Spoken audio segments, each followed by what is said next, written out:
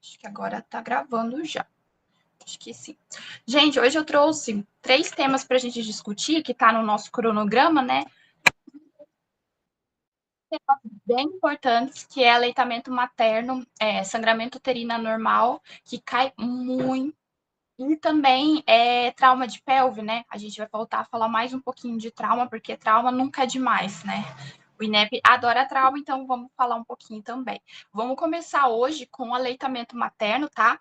Eu trouxe algumas questões aqui para vocês e eu quero que vocês prestem muita atenção, porque geralmente nessas questões aqui de aleitamento materno, o INEP vai tentar dar uma pegadinha com vocês, vai tentar induzir vocês ao erro, tá?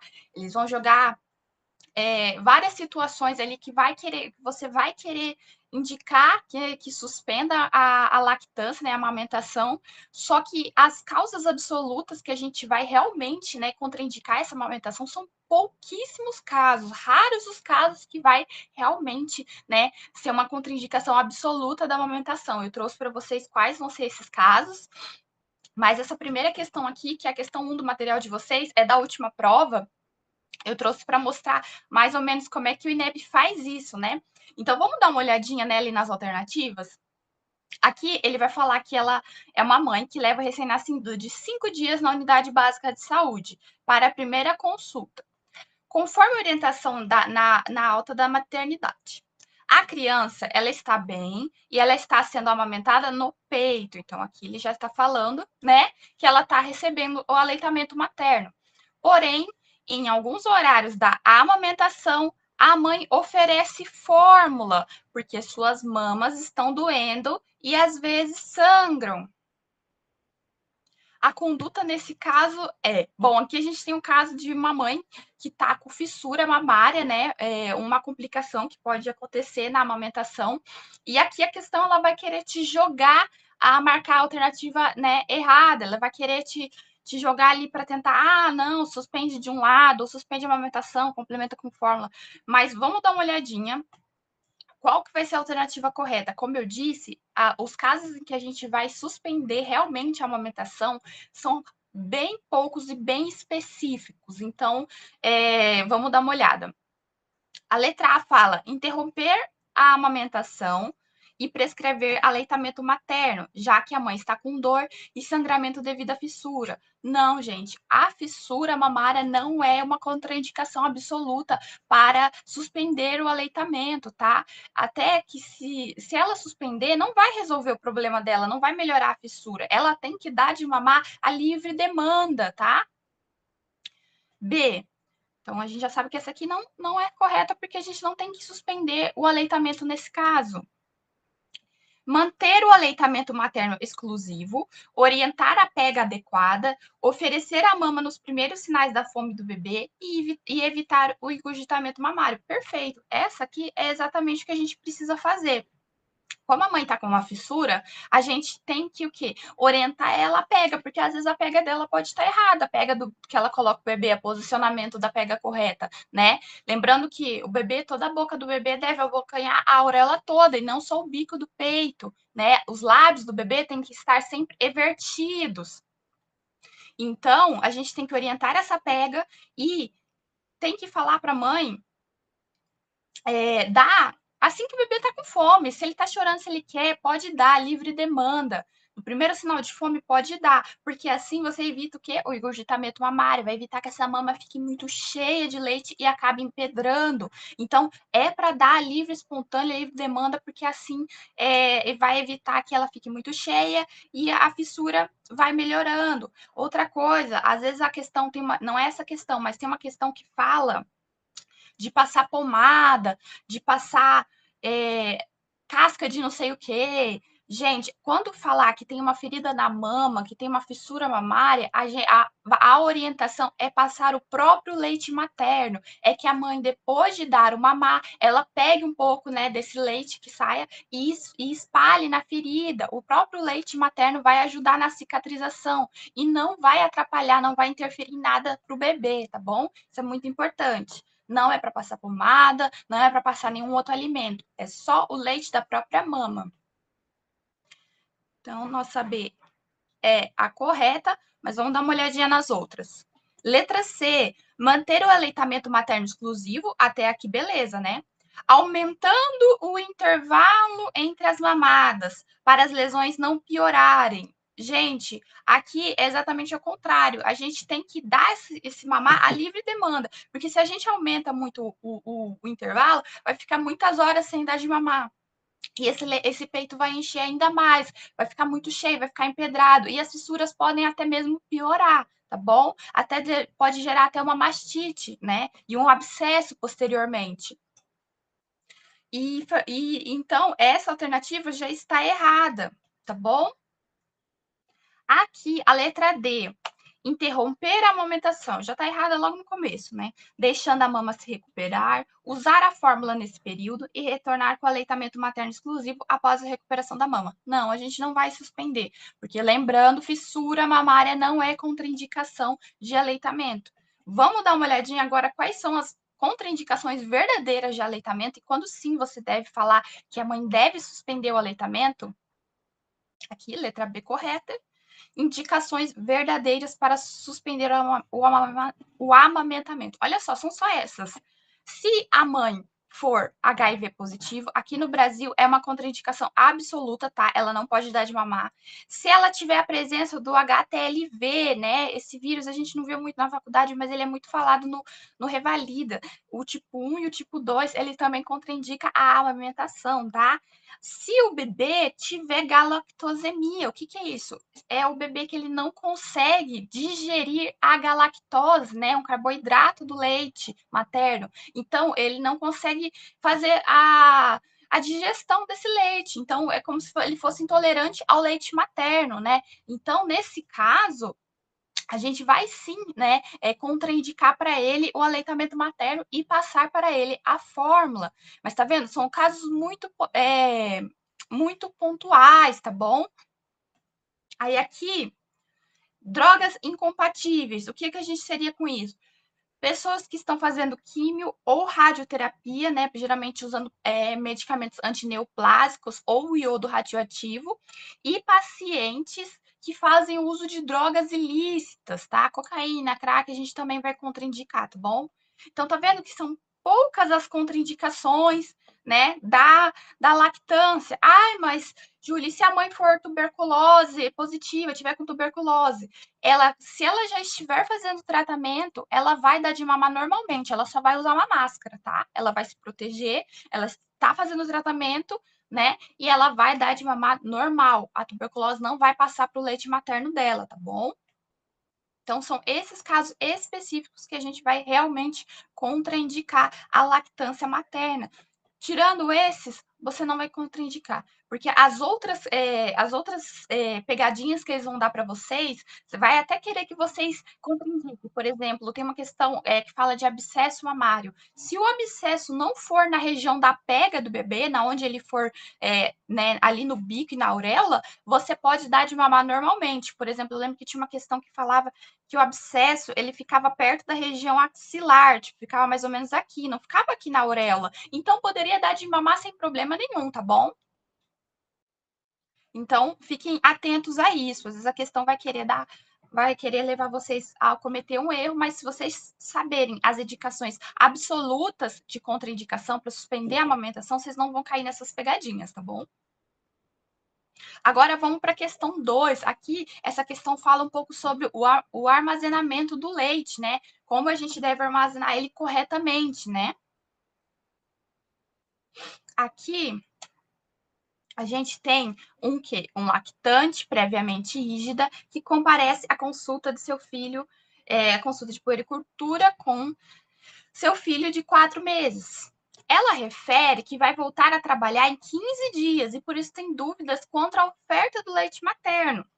Considerando essa situação, assinale a alternativa que apresenta a orientação correta quanto aos cuidados adequados com a ordenha e o leite materno ordenhado.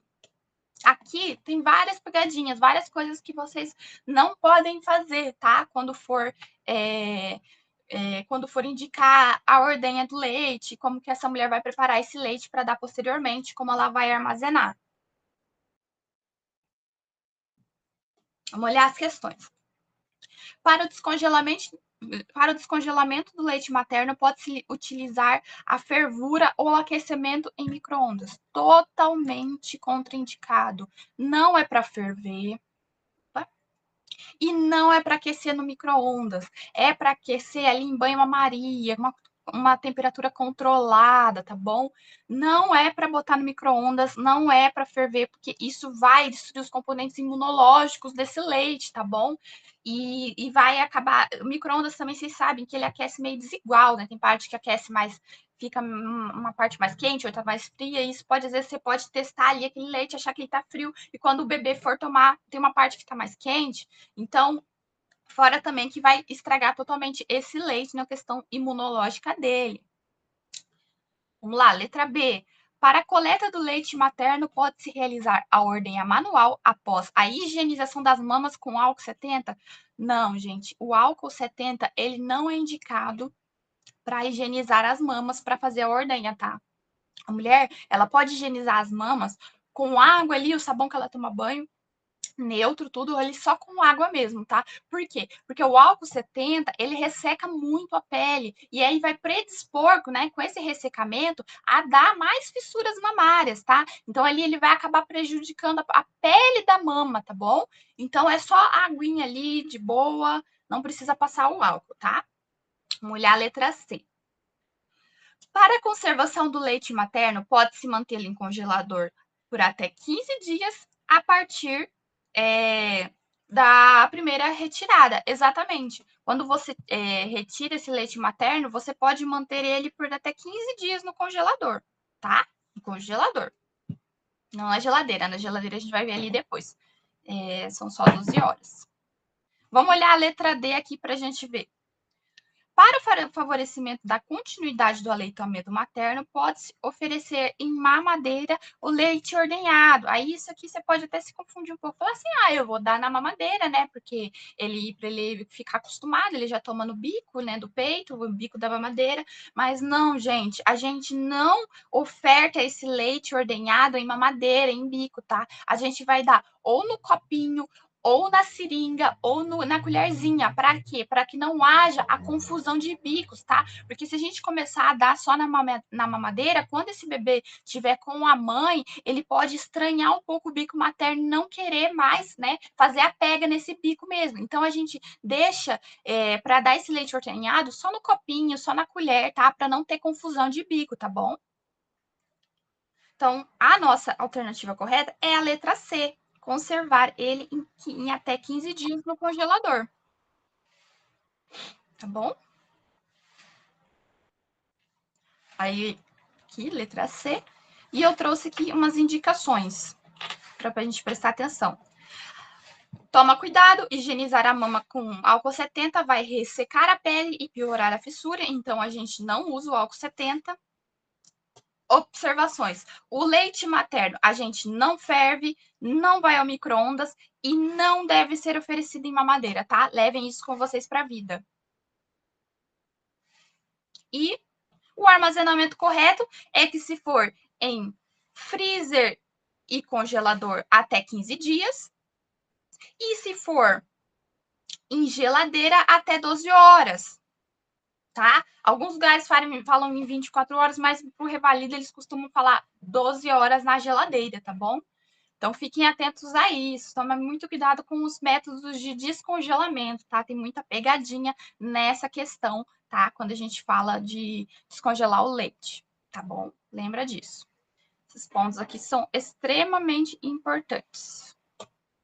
E para aleitamento materno, o que eu queria falar com vocês hoje seria mais isso. Porque vocês vão observar, depois a gente vai trazer em GO mesmo, que esse aqui foi das questões de pediatria, mais assim, mas assim, aleitamento materno, quando fala em pediatria, a gente fala mais das contraindicações absolutas e relativas e da parte do cuidado do armazenamento desse leite, tá? Depois tem a questão das mastites, dos abscessos também, vou trazer isso para vocês em GO, quando a gente for olhar isso com mais calma, tá? Com as patologias da mama ali, do puerpério, patologias do puerpério em si, tá bom? Vamos falar agora um pouquinho de um tema que cai muito, que é SUA, sangramento uterino anormal, tá? O INEP gosta bastante e geralmente as questões, ele já traz ali para você o quadro clínico, então ele já quer que você adivinhe qual que é o diagnóstico e ele pede geralmente a conduta. Tem uma questão ali que é mais a questão do diagnóstico, mas geralmente você já tem que saber qual que é, né, a sua patologia e qual que é a conduta que você tem que fazer, né, com ela. Então, vamos dar uma olhadinha aqui. Nessa primeira questão, é a 2 do material de vocês. Ela é da última prova. Ele traz para a gente uma paciente de 30 anos que procurou o consultório de ginecologia relatando fadiga, dismenorreia progressiva, dispaneuria de profundidade e no toque vaginal a gente tem dor à mobilização do colo uterino. Com base nessas principais hipóteses diagnósticas, dadas essas informações, a principal hipótese diagnóstica é... Gente, aqui vamos dar uma olhadinha nas alternativas. Doença inflamatória pélvica. Realmente, a doença inflamatória pélvica, a gente pode ter a presença de dor à mobilização do colo, né? Sinal de Frank ou sinal de Bambi positivo. Porém, se fosse uma questão de doença inflamatória pélvica, a questão traria para você na história uma paciente febril, uma paciente com sinais inflamatórios, infecciosos, tá? Que ela estaria mais quente, que ela estaria relatando febre. Aqui a gente não tem isso. Então, a gente já vai meio que contra essa opção, tá bom? Miomatose uterina.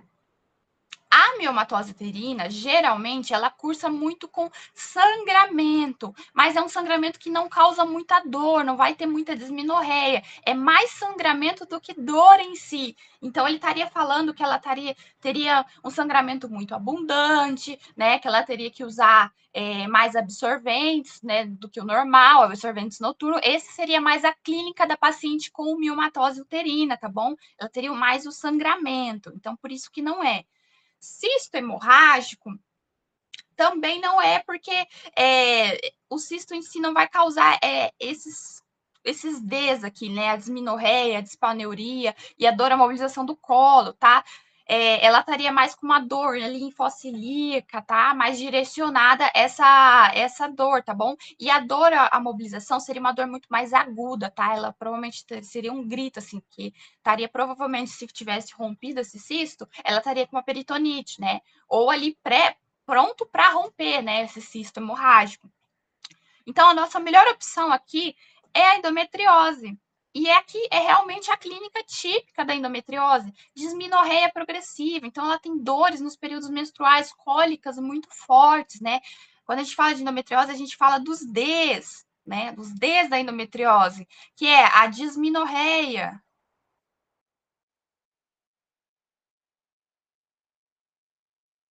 a dor pélvica crônica, cíclica, a dificuldade para engravidar. E uma característica que é clara da endometriose, que é a dispareunia, que é a dor nas relações sexuais, tá bom? Ela tem muito incômodo, ela refere muito incômodo na relação sexual. Esses são os 4Ds típicos da endometriose. A gente pode estender ali para os 6Ds, que também algumas pacientes podem ter disquesia, que é, né, dor na hora de evacuar, ou disúria, né, dor ali na hora de fazer xixi, por conta, né, que deve ter lesões ou até aderências, né, nessas regiões. Tudo vai depender de onde está implantado os focos de endometriose. Aqui, gente, eu quero que vocês tenham isso aqui claro para a prova, tá? Para a vida real, uma paciente com endometriose, ela pode ter vários quadros clínicos, tá? Uma paciente com endometriose, ela pode engravidar às vezes normalmente, ela pode não ter o problema para engravidar. Ela pode às vezes também nem ter dor, né? Tem muitos pacientes que têm endometriose que não têm dor, que não têm dificuldade para engravidar e que vão achar, vão descobrir os focos hemorrágicos ali, às vezes, numa cirurgia ali, por exemplo, numa cesárea, o médico acaba descobrindo que ela tem os focos ali de endométrios, né? Fora da cavidade uterina. Então, na vida real, a gente pode ter diversos quadros clínicos, mas aqui para a prova, eu quero que vocês tenham em consideração esse quadro clínico que é bem típico para a prova da endometriose, tá bom? Então, vocês considerem muito isso. A dismenorreia, a dor pélvica crônica e cíclica, a dificuldade para engravidar e a dispaneuria, tá? Então, gabarito aqui, letra D, endometriose. Aqui na questão 6 do material de vocês, vamos dar uma olhadinha. É da penúltima prova, 2025.1. Traz uma mulher de 45 anos que está em acompanhamento no ambulatório de mastologia de um hospital escola devido ao diagnóstico de câncer de mama há 3 anos. É uma paciente que ela já é conhecida com câncer de mama e ela está fazendo acompanhamento. Ela fez o tratamento cirúrgico e radioterapia e no momento faz uso apenas de tamoxifeno. Tem apresentado fluxos menstruais a cada 15, 20 dias, com volume aumentado há 2 meses. Então, ela está tendo um sangramento bem mais aumentado do que o normal, né? Relata que antes do tratamento do câncer, só menstruava 2 vezes por ano ou quando usava pílula contraceptiva. Apresenta um IMC de 28 quilos por metro quadrado. Aqui é um IMC de sobrepeso, tá? Exame especular sem lesões visíveis e sem sangramento ativo e toque vaginal normal. Foi solicitado para ela uma ultrassonografia transvaginal e ficou evidenciado um endométrio heterogêneo de 15 milímetros e ovário direito com folículo de 23 milímetros. Nesse caso, a conduta médica adequada é, gente, ó, vamos prestar atenção. Aqui a gente já tem uma mulher um pouco mais velha, tá? E ela já tem o histórico de câncer de mama. Ela está fazendo uso de uma droga, tamoxifeno, é uma droga que estimula o aumento do endométrio, tá? Ela é antiestrogênica na mama, tá? Ela bloqueia o efeito estrogênico nas mamas, porém no endométrio ele faz aumentar a espessura desse endométrio, deixando ele ainda mais grosso. E aqui a gente tem um IMC elevado, uma paciente que está em sobrepeso. Aqui a gente já tem que começar a pensar em neoplasia endometrial, ou uma hiperplasia endometrial, ou até um câncer de endométrio, tá? Por quê? Olha aqui, ele também traz pra gente que ela já fez um ultrassom transvaginal e tem um endométrio bem engrossado, de 15 milímetros, e ainda por cima ele é heterogêneo, ele não é homogêneo, bonitinho, igual teria que ser. Então ele está bem mais engrossado, tá bom? Aqui, numa paciente que ela já é menopausada, o endométrio ele é engrossado a partir de 5, tá, milímetros. Aqui na questão, eles sempre vão dar um endométrio bem grande para não confundir vocês. Então, se pegar ali acima de 8, uma paciente que não usa hormônio, ou acima de 5, numa paciente menopausada, você já começa a ficar de olho, tá bom? Já presta atenção que esse endométrio está bem engrossado. Então, a gente já tem que ir direcionada para esse caso, que é aquela paciente típica, acima do peso, mais velha, com endométrio engrossado. Então, a gente tem o quê? Descartar causas neoplásicas, né? Hiperplasia endometrial, câncer de endométrio. Então, aqui, vamos dar uma olhadinha nas nossas alternativas, tá bom? Como eu falei, o tamoxifeno ele tem essa ação que faz engrossar mais ainda o endométrio. Então, ele já é uma coisa que também já faz a gente já pensar nisso, né? Que tem algo acontecendo no endométrio dela, porque ela tá já fazendo uso de uma droga que incentiva ele a aumentar. E quando você incentiva ele a aumentar assim, pode ser que ele aumente e suas células acabam tendo alguma certa displasia, né? Então, predispondo a uma neoplasia. Então, aqui é o seguinte, vamos olhar as questões. Inserir DIU hormonal. Primeiro, antes de colocar o DIU hormonal, a gente precisa saber o que está acontecendo com essa paciente, por que o endométrio dela está tão engrossado. A gente precisa olhar, coletar, né, o material ali para ver o que está acontecendo, porque ele está heterogêneo, ele não está normal, entendeu? Ele não está homogêneo e ele está muito engrossado. Então, inserir o DIU hormonal nesse momento não seria o mais adequado aqui. E se ela tiver uma neoplasia, pior ainda. O tamoxifeno, suspender o tamoxifeno, ele, apesar de ser ele que está predispondo esse endométrio a crescer, não é o que a gente vai fazer de imediato, tá? Talvez depois, se a gente vê que não tem nada maligno ou algo que pode virar maligno, a gente sim suspenda ele para evitar problema. Mas primeiro a gente precisa excluir uma neoplasia, tá bom? Aqui, errado. Vamos olhar a letra C. Indicar estudo histológico do endométrio. Perfeito. Aqui a gente vai fazer uma esteroscopia, tá? Esteroscopia, vai com um esteroscópio lá dentro do útero, vai coletar um pedacinho do endométrio dela e vai fazer uma biópsia para ver se tem alguma atipia, se está tendo alguma mutação celular ali naquele endométrio, se é só uma hiperplasia ou se realmente já tem uma neoplasia instalada ali. Então, por isso que essa é a nossa melhor alternativa. Tá? Vamos dar uma olhada na de baixo. Prescrever estrogênio em altas doses, tá? Não vai adiantar, não vai resolver ela, tá bom? É um tratamento ali, tipo, seria um tratamento meio que empírico, só que sem você investigar o que está acontecendo com ela, entendeu? Porque, obviamente, o progestágeno ele vai evitar que esse endométrio cresça. Mas primeiro a gente precisa entender o porquê que ele cresceu. Se tem algo mal, né? Algo maligno ali, ou se ele só cresceu por conta do uso do tamoxifeno. Então, antes da gente, né, prescrever esse progestágeno para afinar esse endométrio, a gente precisa fazer a esteroscopia com biópsia para diagnosticar esse endométrio, tá bom? Então, por isso que essa seria a nossa melhor conduta. Letra C. Aqui eu trouxe para vocês, tá? Um macetinho. Então, sempre que vocês tiverem um paciente com sangramento uterino normal, ela está fazendo uso de tamoxifeno e está com endométrio espessado, vocês têm que investigar a malignidade primeiro. Ainda mais se falar que é uma paciente ali, mais de 40, com sobrepeso, ou até uma obesidade, tá? Que são fatores de risco para câncer de endométrio, tá bom? Aí aqui o melhor é uma biópsia endometrial, né? Um estudo histológico por esteroscopia, igual eu tinha falado. Aqui para vocês, eu trouxe uma imagem, tá? De hiperplasia endometrial. Aqui a gente vê um endométrio engrossado de 9 milímetros, tá vendo?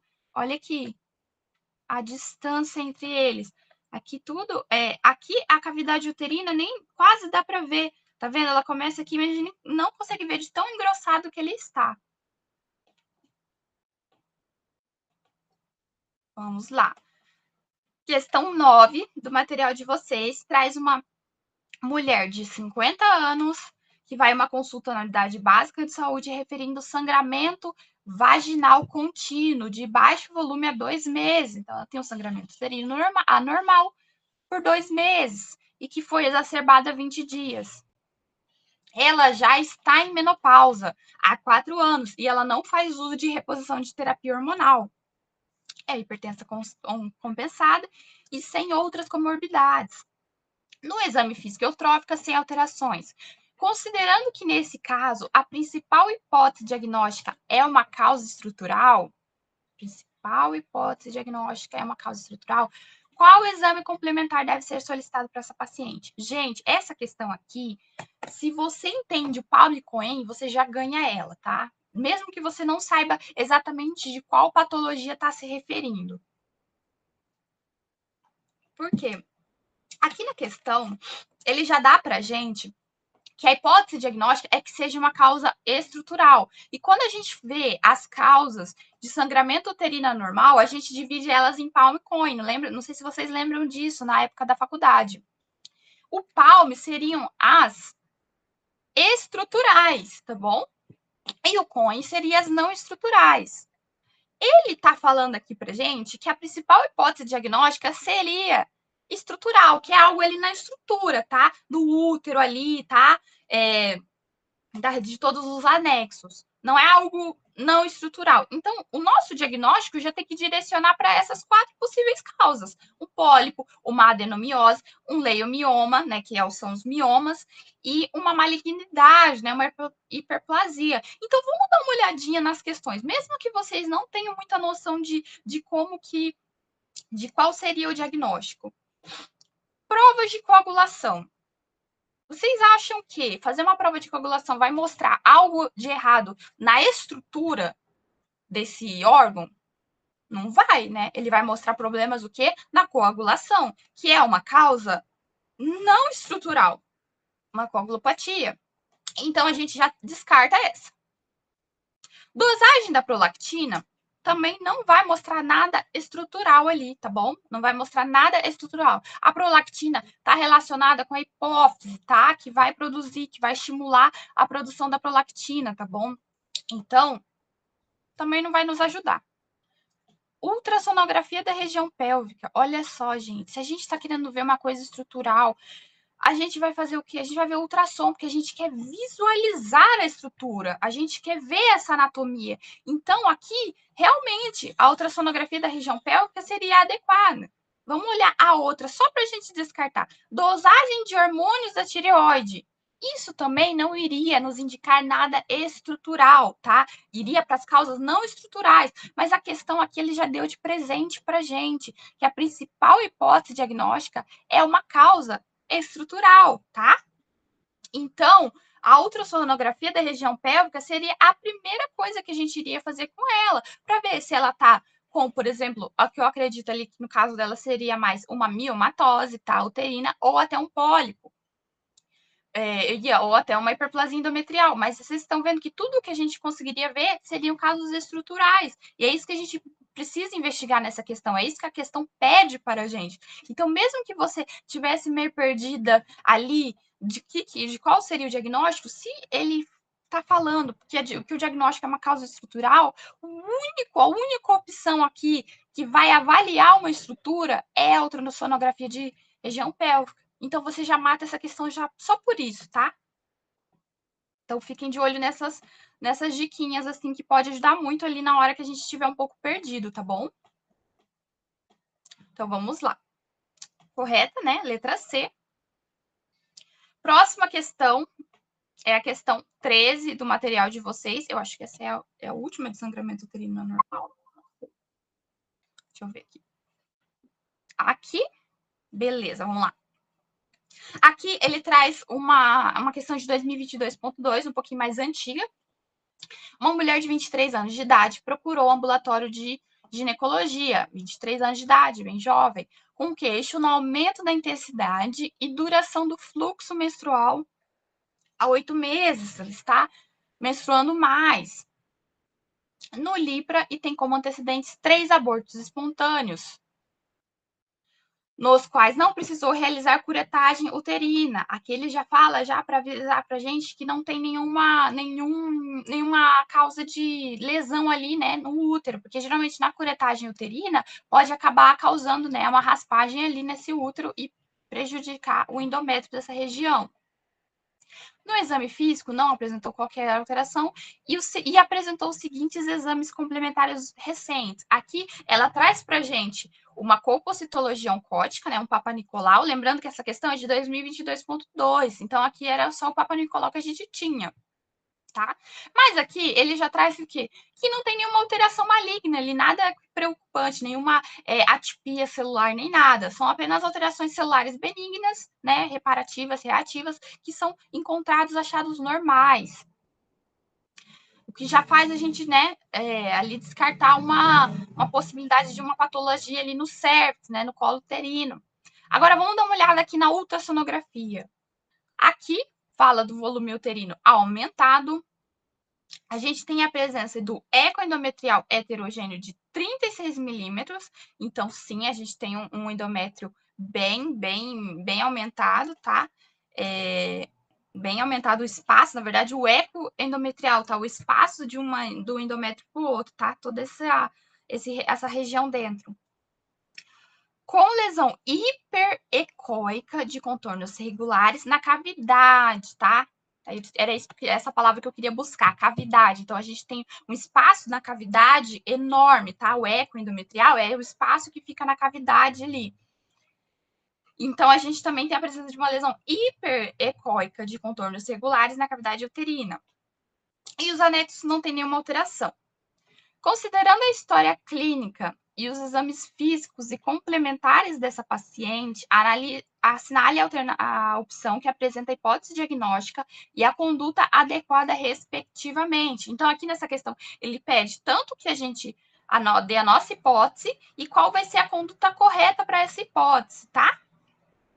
Aqui, patologia cervical, a gente já vai descartar logo de cara. Por quê? Porque ela já trouxe pra gente uma colpocitologia sem alterações. Então, não teria por que a gente mandar ela para uma colposcopia, tá? Tanto no protocolo antigo quanto no novo, não teria nenhum motivo para isso. Gestação ectópica, aqui falaria um pouco de atraso menstrual, ele daria sinais ali de você pensar que essa paciente estava possivelmente grávida, tá? Falaria de um beta-HCG positivo, não é o que ele traz pra gente, não chega muito nisso, então a gente já descarta. E aqui as duas questões que eu acho que poderia trazer um pouquinho de dúvida, né? Que é a miomatose e o pólipo endometrial. Percebam que aqui na ultrassonografia, ele dá uns detalhes para a gente. Ele dá um detalhe que a lesão, ela é hiperecóica e ela está na cavidade uterina. O que isso significa? Que ela é mais esbranquiçada e ela não está ali por dentro do útero, ela está na cavidade, ali dentro da cavidade. E a miomatose, ela está mais ali no tecido do útero, tá? No miométrio, tá bom? Então, essa questão aqui, ela nada mais é do que um pólipo endometrial. Por quê? Porque ela está na cavidade uterina e é uma lesão hiperecóica. A miomatose, ela é hipoecóica, ela não é tão esbranquiçada, tá?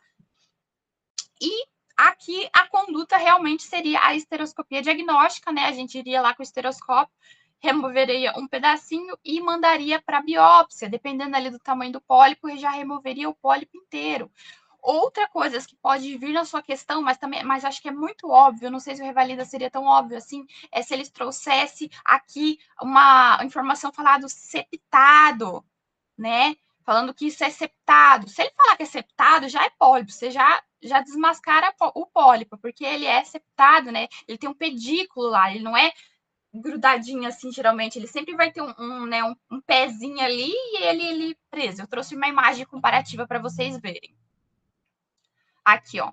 Vamos fazer a comparação dos dois. Tá vendo? Ele tem esses pedículos aqui, ó, que aderem eles na cavidade uterina. Tá? Aí eu quero que vocês percebam o seguinte: o pólipo, ele é hiperecogênico. Olha só como ele é branquinho vendo, tá? Hiperecogênico quer dizer que ele é bem branquinho, tá bom? Os contornos são regulares, igual aqui, e está dentro da cavidade. Perceba que aqui a gente tem onde entra, né, a vagina, tá? O endocérvix, ectocérvix, endocérvix, e aqui tem a cavidade uterina. Isso é a cavidade, tá bom? Esse mais branquinho aqui, que igual eu passei o vermelho em cima, esse contorno aqui, é o endométrio, tá? Esse é o endométrio. E o miométrio vai ser tudo isso aqui. Perceba-se que o pólipo, ele não está aqui no miométrio, ele não está aqui dentro do tecido, ele está na cavidade, ele está dentro da cavidade. E é assim que você vai usar para diferenciar, tá? Porque eu sei que às vezes é um pouco difícil lembrar qual vai ser hiperecogênico ou hipoecogênico, tá? Então, vamos olhar agora o mioma, né? O leiomioma, a miomatose uterina. Ela é uma lesão hipoecóica. Tá vendo como ela é pretinha? Ela não é tão branca, ela é bem mais preta, bem mais escura do que o próprio miométrio. Esse aqui, o pólipo, não. Ele é bem mais claro que o miométrio, tá vendo? Isso é hiperecóico, isso é hipoecóico. E perceba outro detalhe. Vamos olhar onde está a nossa cavidade uterina. Está aqui entrando, tá vendo? Ela está grudadinha aqui, ó, tá vendo? Tá fechadinha. Essa é a nossa cavidade, o endométrio aqui, ó. Eles estão grudadinhos no outro, ó, fechadinho. O mioma, ele fica aqui, ó. Ele fica no miométrio aqui, geralmente. Ele não vai estar aqui, ó, nessa cavidade, tá? Não vai estar dentro da cavidade. Vocês vão encontrar ele aqui, ó, na região do miométrio. Então, assim, vocês vão fazer para diferenciar esses dois, tá bom? Que vai estar na parede uterina. Então, por isso que a correta é a letra D, pólipo endometrial, fazer uma esteroscopia diagnóstica, vamos lá pegar um pedacinho, fazer uma biópsia e avaliar esse pólipo, se é maligno, se é benigno, tá bom? Finalizamos sangramento uterino anormal, até que foi rápido, né? Achei que fosse demorar bem mais. E para finalizar, eu trouxe trauma de pelve. De novo trauma. Mas aqui eu quero trazer para vocês uma coisa que pode pegar vocês um pouquinho na hora da prova, tá? É que na aula passada, naquela aula, eu acho que foi no atendimento inicial ao trauma, eu falei para vocês o trauma de pelve, né? Que a gente não pode fazer a sonda vesical, né? Por causa que você tem uma lesão na uretra, né? A gente não vai fazer essa sonda vesical, então a gente faz a cistostomia. Essa é uma medida, né? Terapêutica, a cistostomia. Geralmente vai ter um paciente ali com globo vesical, ou seja, a bexiga dele vai estar cheia de urina e a gente precisa aliviar. Então, ali a gente faz a cistostomia, tá bom? Agora, quando a gente quer fazer uma medida diagnóstica, tá? Para ver essa lesão, observar a proporção dessa lesão, né? Se tem lesão ou não, aí é outra coisa. E é isso que eu quero trazer para vocês aqui, para vocês diferenciarem, tá? Tomarem esse cuidado na hora da prova, porque geralmente ele sempre vai trazer os dois, tá? Na alternativa. E se você não lê direito se ele quer a opção terapêutica ou se ele quer a opção diagnóstica, você pode acabar perdendo ponto, tá bom? Então vamos lá. Aqui a gente tem uma questão da última prova. Se eu não me engano, eu acho que essa também estava na de ATLS, no atendimento primário que eu trouxe aquela vez na aula. Mas eu trouxe ela de novo para vocês verem, tá? Aqui é essa diferença.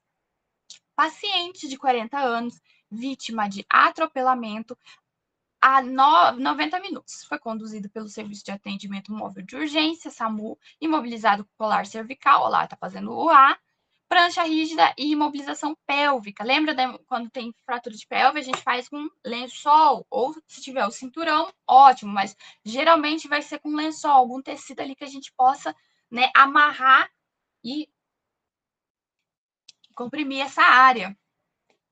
Ao exame físico, a gente observou estabilidade, ele está estável, tá? Estabilidade hemodinâmica e presença de hematoma perineal. Isso aqui, esse hematoma perineal, é um detalhe que faz a gente, né, já supor que tenha uma lesão da uretra, né, que tenha alguma fissura, algum traumatismo na uretra. Então, isso é o que vai fazer a gente, que vai contraindicar a gente a fazer uma sonda vesical normal, entendeu? A gente ainda não sabe se tem, mas tem a possibilidade, porque ele tem aqui um sinal muito característico, que é esse hematoma perineal, que indica esse trauma, tá bom? Bem como uretrorragia, então já está saindo sangue da uretra, mais um fator que predispõe a gente imaginar que realmente tenha um trauma, e está com globo vesical palpável. Então, o que a gente precisa fazer? A gente precisa aliviar essa pressão dessa bexiga. E como a gente não pode fazer uma sonda vesical normal, né, pela uretra, porque a gente tem a suposição, né, a ideia que ela esteja lesionada, a gente faz, lembra? A cistostomia. Essa questão eu já discuti com vocês, tá? Essa não vai fazer laparotomia exploratória agora. E aí tem a aretrocistoscopia, também aqui não vai ser usada. Mas vamos dar uma olhada na outra questão. Cistostomia, essa aqui, a questão 4. Ela é bem parecida, tá? Ela traz o quadro muito parecido. Um paciente de 28 anos, vítima de atropelamento, é levado ao departamento de emergência pelo Serviço de Atendimento Médico de Urgência, SAMU. Ao exame abdominal apresentava escoriações e hematomas embaixo do ventre, instabilidade à palpação da pelve, provavelmente uma fratura de pelve, e hematoma perineal. Olha ali o nosso sinal de que tem uma lesão de uretra. Após a avaliação primária, qual das seguintes alternativas corresponde ao melhor método diagnóstico de possível lesão do trato urinário? Se você faz essa questão rápido, sem prestar atenção, você já pensa já logo de cara no que você faria para resolver, né? O que você faria como medida ali, né, para lidar com esse, né, com essa uretra, né? no caso, a gente sempre um paciente que é politraumatizado, vítima de trauma, a gente passa uma sonda nele também para poder quantificar a diurese, porque a gente está dando líquido, a gente está dando volemia para ele. Se a gente não quantificar essa diurese, né, pode ser que ele esteja ali com o globo vesical e a gente nem perceba. Então, aqui, se você ler rápido, você já vai querer o quê? Fazer a medida que a gente faz, né? Para controlar a diurese ou para aliviar o globo vesical, e um paciente que tem trauma de uretra, que seria a cistostomia. Mas aqui eu quero que vocês percebam que ele não está pedindo, né, qual que vai ser o tratamento, qual que vai ser a resolução. Ele quer saber o diagnóstico, que a gente vai usar para ver se realmente tem uma lesão nessa uretra.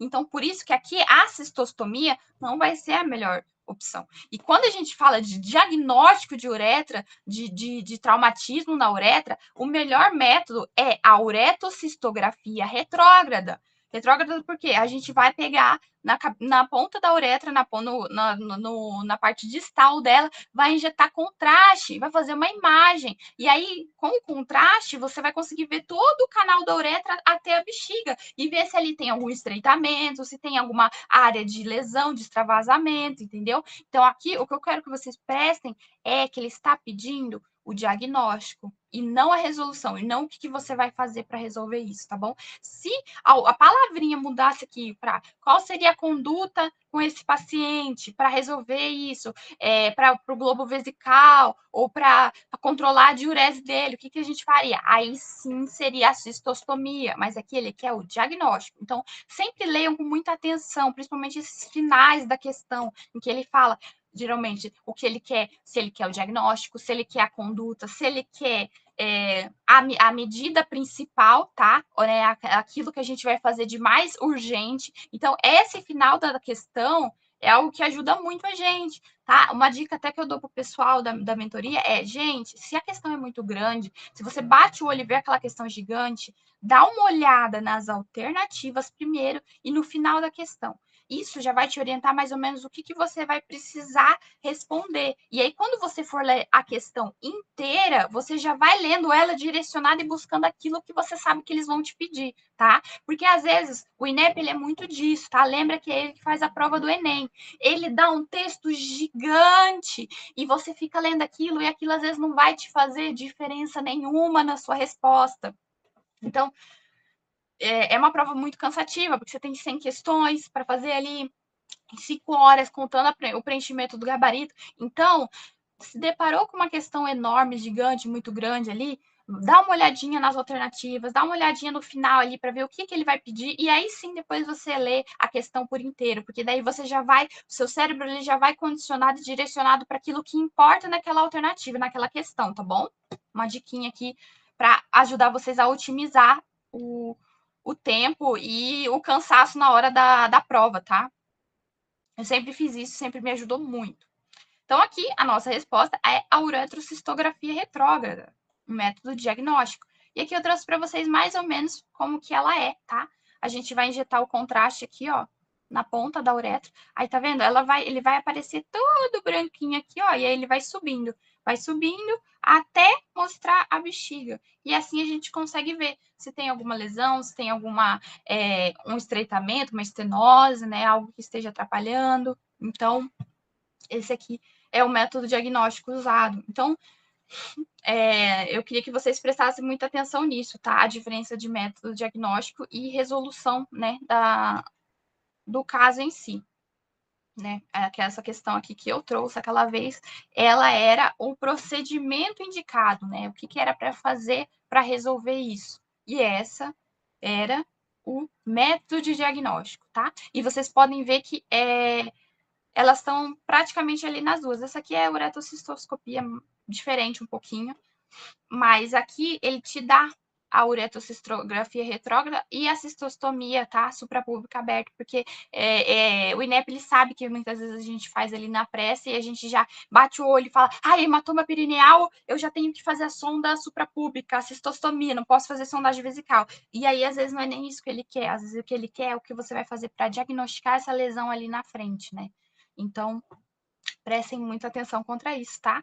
Palmicoin, lá do sangramento uterino anormal, eu recomendo que vocês lembrem bem, tá? Principalmente saber qual que é a causa estrutural, causa não estrutural, que isso vai ajudar a guiar vocês bastante ali na hora de identificar qual que é.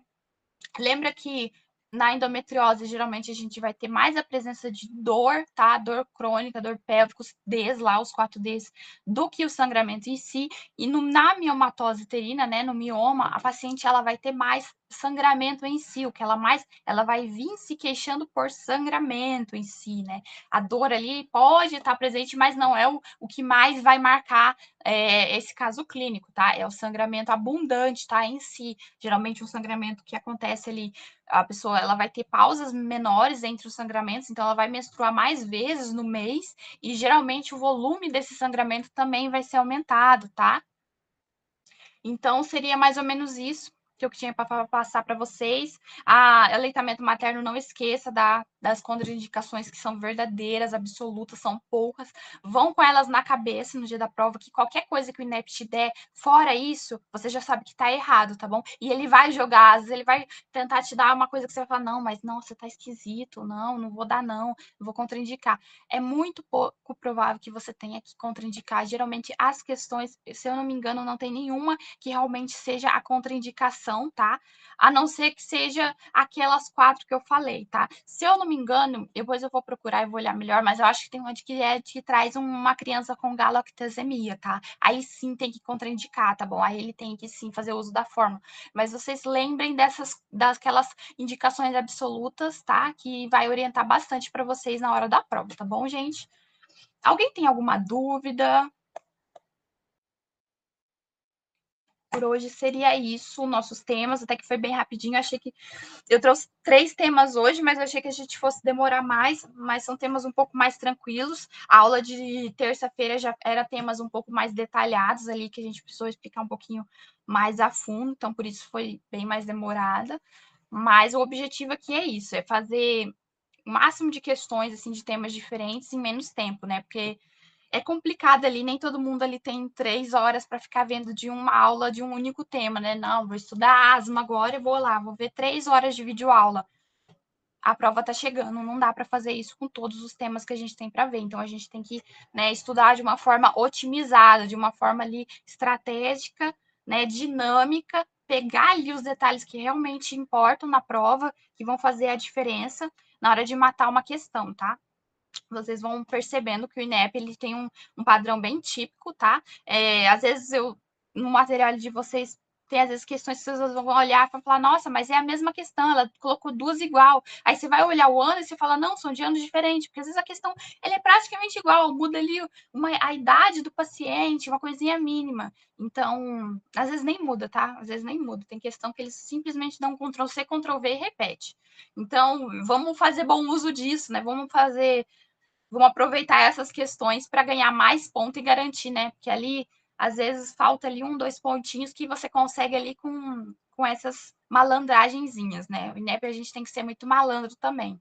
Não é só inteligência. Aqui todo mundo, né, praticamente se formou, né? Eu acho que aqui todos que estão ouvindo já são formados, são médicos. Todo mundo aqui estudou muito, né? Muitos anos de estudo, a gente sabe. Então a gente só precisa lapidar esse conhecimento pro INEP, né? Aquilo que ele cobra, do jeito que ele cobra. Porque muitas vezes a gente está acostumado com vícios ali do Paraguai, né? Do país que a gente estudou. Então a gente precisa só lapidar ali do jeito que o INEP gosta e garantir logo a aprovação, né? Que todo mundo acho que aqui tá doido para começar a trabalhar logo, né, no Brasil.